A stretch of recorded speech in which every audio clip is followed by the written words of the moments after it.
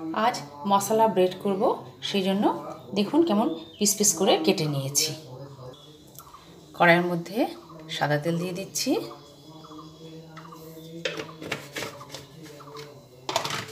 তেল গরম হয়ে গেছে, সেই জন্য এক এক করে আমি ব্রেডগুলো কড়াইয়ের মধ্যে দিয়ে দেব।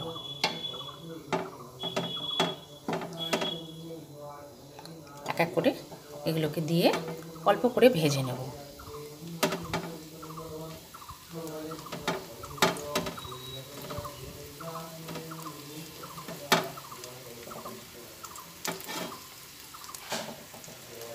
দিয়ে দিলাম, অল্প করে একটু এধার ওধার করে এগুলোকে ভেজে নিচ্ছি। ব্রেডগুলোকে অল্প করে ভেজে নিয়ে তুলে ফেলছি একটা পাত্রে। ব্রেডগুলো তুলে নিয়ে কড়াইয়ের মধ্যে তেল দিয়ে দিলাম। এরপরে কিছু কুচানো পেঁয়াজ রেখেছি, সেগুলো কড়াইয়ের মধ্যে দিয়ে দেব।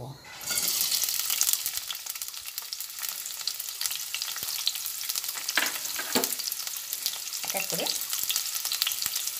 কিছুটা রসুনও দিয়ে দিলাম। রসুন পেঁয়াজ দুটোই একসঙ্গে ভাজা হচ্ছে।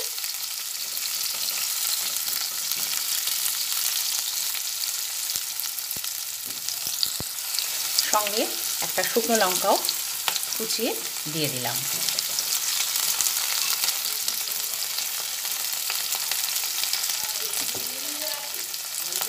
পেঁয়াজ আর রসুন ভাজা হচ্ছে, সেই সময় অল্প টমেটো আমি এর মধ্যে দিয়ে দিলাম। টমেটো একসঙ্গে ভেজে নিচ্ছি। কালার হওয়ার জন্য অল্প পরিমাণে কাশ্মীরি লঙ্কার গুঁড়ো দিয়ে দিলাম। সেটা কোনো ঝাল হবে না, তবে একটু দেখতে ভালো, সেই সবের জন্য একটু কাশ্মীরি লঙ্কার গুঁড়োটা দিলাম।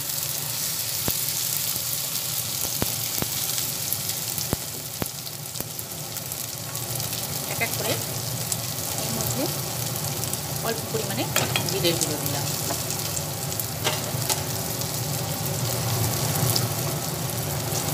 খুব অল্প পরিমাণে হলুদ দেব।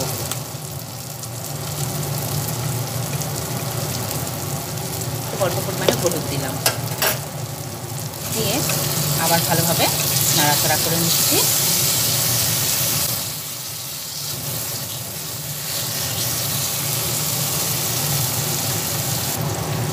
চিলি সস দিয়ে দিলাম।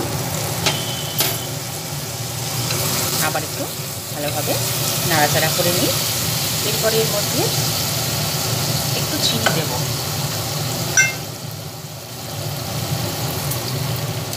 এক চামচ চিনি দিয়ে দিলাম।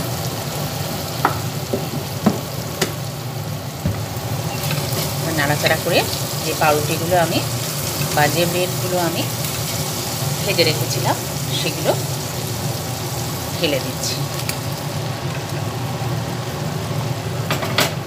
ঢেলে দেওয়ার পরে ভালোভাবে এরপরে পুরোটার সঙ্গে মিশিয়ে দিচ্ছি।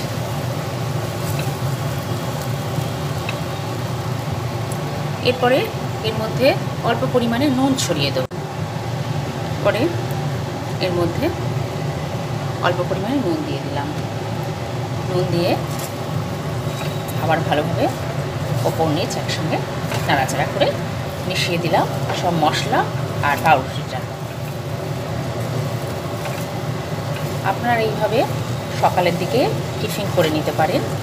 ব্রেকফাস্টে এটা খুব ভালো লাগবে খেতে। বিশেষ করে বাচ্চাদের তো ভালো লাগবেই, বাচ্চা বড় সকলেরই এটা ভালো লাগবে। তাহলে আপনারা করে দেখবেন। আর আমার এই রেসিপিটা আপনাদের যদি ভালো লাগে তাহলে অবশ্যই লাইক, শেয়ার এবং কমেন্টস করে আর সাবস্ক্রাইব করে আমার পাশে থাকবেন। এটা রেডি হয়ে গেছে, আমি এটা এবার একটা পাত্রে তুলে নেব। একটা পাত্রে তুলে নিচ্ছি। আপনারা এইভাবে মশলা ব্রেড করে খাবেন আর অবশ্যই আমার পাশে থাকবেন।